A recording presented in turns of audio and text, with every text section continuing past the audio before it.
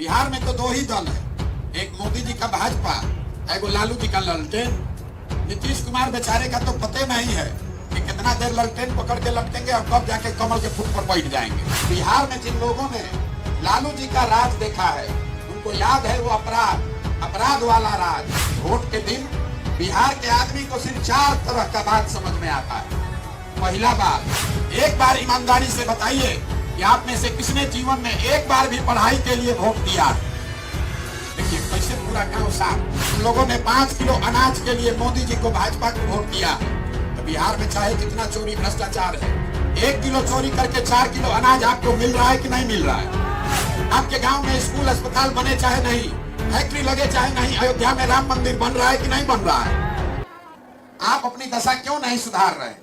ये सुधार इसलिए नहीं रहा है कि 5 वर्ष बैठ के आप गपियाते हैं, बकैती करते हैं, बात करते हैं, चर्चा करते हैं।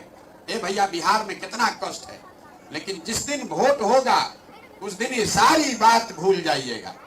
वोट के दिन बिहार के आदमी को सिर्फ 4 तरह का बात समझ में आता है।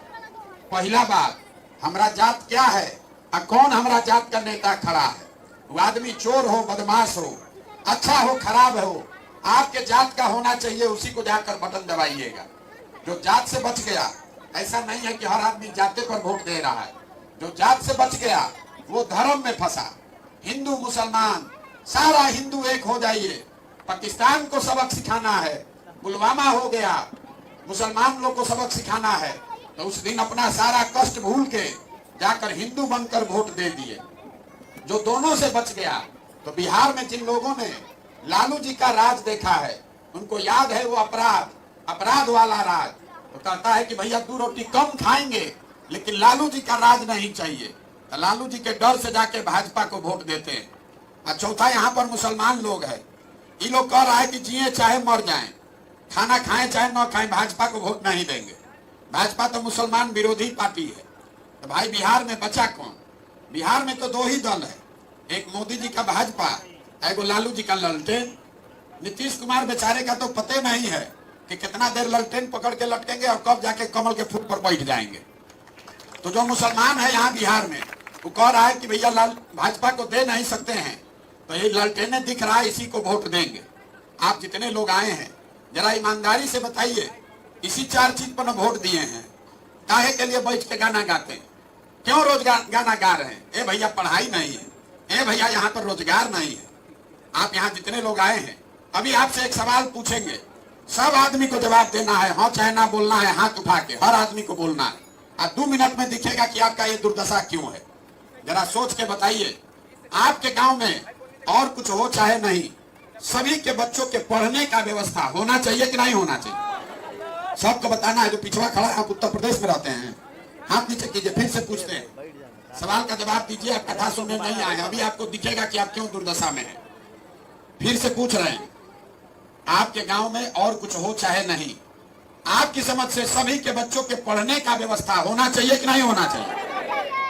अभी आपने कहा, हम नहीं कहे, सब लोग देखे, आपने कहा कि सबके बच्चे के पढ़ने का व्यवस्था होना चाहिए। आप में से बहुत लोग हैं जो खुद नहीं पढ़ा लिखा है, कोई गरीब है, कोई अमीर है, कोई अगड़ा, कोई पिछड़ा, कोई हिंदू, कोई मुसलमान, कोई महिला, कोई पुरुष, कोई गरीब, कोई अमीर, लेकिन सबको इतना समझ है कि भैया बच्चों का पढ़ाई का व्यवस्था होना चाहिए। क्योंकि आपको मालूम है कि अगर आपके बच्चे पढ़ लिख जाएंगे तो उससे उनका जीवन सुधरेगा।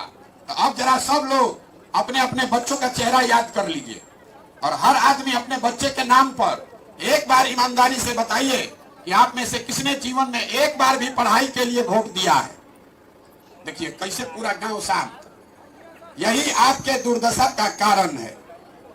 आपको मालूम है कि अगर यहाँ पढ़ाई का व्यवस्था हो जाए, इसके लिए किसी नेता का जरूरत नहीं है। आपको मालूम है कि अगर पढ़ाई का व्यवस्था हो जाए तो आपके बच्चों का जीवन सुधरेगा, लेकिन आप पढ़ाई के लिए वोट नहीं देते। आपको मालूम है कि यहाँ फैक्ट्री खुल जाए तो आपके बच्चों को रोजगार मिलेगा, लेकिन आप फैक्ट्री के लिए वोट नहीं देते हैं। तो जिस चीज के लिए आप वोट देते नहीं है उसके लिए बैठ के गाना काहे गा रहे हैं? वो क्यों मिलेगा आपको? अब आप में से कोई खड़ा होकर कहेगा कि इसका क्या गारंटी है कि पढ़ाई के लिए वोट देंगे तो पढ़ाई होगा? हम आपको लिख कर दे रहे हैं, बिल्कुल इसका गारंटी है। वोट जिसको देना है दे दीजिए। वोट चाहे मोदी को दीजिए कि लालू नीतीश को दीजिए, इस बात का गारंटी है, अगर आप हमारी बात मानिएगा और अगर पढ़ाई या रोजगार पर वोट दीजिएगा तो निश्चित तौर पर आपके बच्चों के लिए पढ़ाई या रोजगार हो जाएगा। अगर हमारी बात पर भरोसा नहीं है तो अभी आपको गिनवाते हैं कि जिस चीज पर आपने वोट दिया है, चाहे जिसको दिया हो, वो काम बिहार में हो रहा है कि नहीं हो रहा है। आप में से बहुत सारे लोग मोदी जी को वोट दिए हैं, कुछ लोग लालू नीतीश को वोट दिए हैं, लेकिन जिसने जिसको भी वोट दिया है, जिस बात पर भी आपने वोट दिया है, वो काम हो रहा है। हम गिनवाते हैं, हम अगर सही बोले तो सबको हाँ बोलना है और अगर गलत बोले तो जोर से ना बोलिएगा। बिहार में घर घर से हम लोगों ने 5 किलो अनाज के लिए मोदी जी को, भाजपा को वोट दिया है। तो बिहार में चाहे जितना चोरी भ्रष्टाचार है, 1 किलो चोरी करके 4 किलो अनाज आपको मिल रहा है कि नहीं मिल रहा है। हमने नीतीश कुमार को वोट दिया कि बिहार में बिजली का दशा सुधर जाए, तो इसी बदहाल बिहार में नीतीश के राज में बिजली का बिल 2000 आए चाहे 6000, घरे घरे बिजली आया है कि नहीं आया।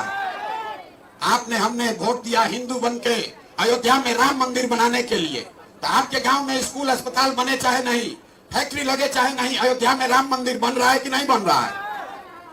हमने वोट दिया मोदी जी को सिलेंडर के लिए, तो सिलेंडर का दाम 1000 हो चाहे 1200, घरे घर सिलेंडर आया है कि नहीं आया है।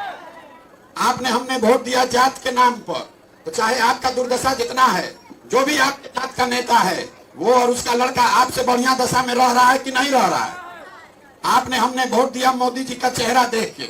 लोग कहता है हम सांसद को नहीं जानते हैं, विधायक को नहीं जानते हैं, मोदी जी को देख के दिए हैं। तो सांसद विधायक का चेहरा देखने को मिले चाहे नहीं, मोदी जी का चेहरा चमकता हुआ टीवी में, अखबार में, मोबाइल में सुबह शाम देखने को मिल रहा है कि नहीं मिल रहा है। आपने वोट दिया कि मोदी जी ने गुजरात में, देश में बहुत विकास किया है, तो भैया गुजरात में विकास हो रहा है, फैक्ट्री वहां चल रही है और बिहार के बच्चे गुजरात में जाकर मजदूरी कर रहे हैं कि नहीं कर रहे हैं। कौना बात पर आप वोट दिए हैं जो आपको नहीं मिला है। आपने खुद कहा कि भैया हम लोग पढ़ाई के लिए जीवन में वोट नहीं दिए, हम लोग रोजी रोजगार के लिए वोट नहीं दिए, तो जिस काम के लिए वोट दिए नहीं वो मिलेगा कैसे। बोइएगा बबूल तो आम कहां से खाइएगा। यही बताने आए हैं। अगर आपको ये बात समझ में आए, अरे भाई आप पिछले 50 साल से वोट दे रहे हैं, आप कह रहे हैं कि नेता हमको ठग रहा है। कहाँ नेता आपको ठग रहा है। नेता अगर आपको ठगता तो एक चुनाव में ठगता, दूसरा चुनाव में आप जग जाते, 2 चुनाव में ठगता, तीसरा में आप समझ जाते। आप तो 50 वर्ष से इसी दशा में जी रहे हैं। नेता आपको कहाँ ठग रहा है। नेता आपको नहीं ठग रहा है। जब आपको अपना समझे नहीं है तो नेता आकर वोट नहीं लेगा। पूरा दुनिया में नेता जो है वो कहीं हरिश्चंद्र नहीं है। हर जगह का नेता थोड़ा कम या ज्यादा झूठ बोल रहा है। तो लेकिन बिहार में जितना गरीबी भ्रष्टाचार है, इतना गरीबी तो कहीं नहीं है। इतना गरीबी बिहार में क्यों है, इस बात को समझिए। जब तक वो नहीं समझिएगा तो प्रशांत किशोर आए हैं, हमको वोट दीजिएगा, उससे भी कोई फायदा नहीं है। जैसे दूसरा आदमी आपके साथ धोखा किया, हम भी आपके साथ धोखा करेंगे। इसीलिए समझाने आए हैं।